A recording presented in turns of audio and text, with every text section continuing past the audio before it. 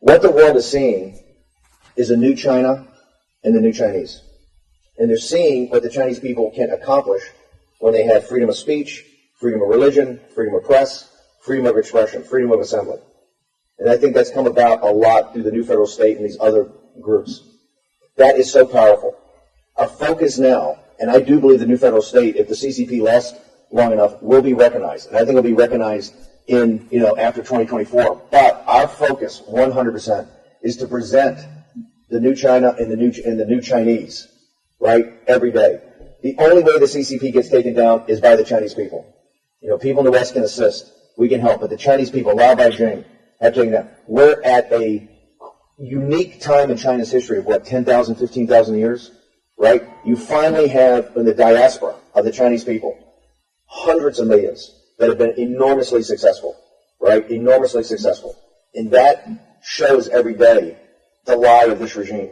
And the lie of the regime is the Chinese people on mainland China are the only people on earth that come from one of the most ancient and respected civilizations that do not have even a modicum of freedom.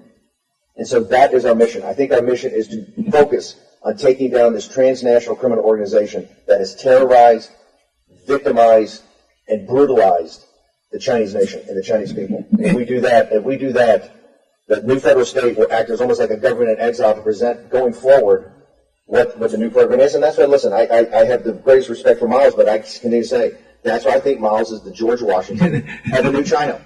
Right? We're talking about a new China and new Chinese that have finally had freedom after millennia of history. They finally had freedom on the outside in the West, and you see how they prosper.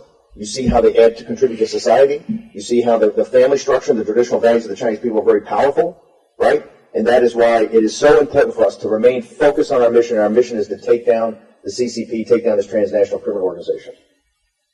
Steve is absolutely right. Ultimately, it has to come from within China to take down the CCP. But, as we know, one of the most famous expressions in China, one spark can create a prairie fire.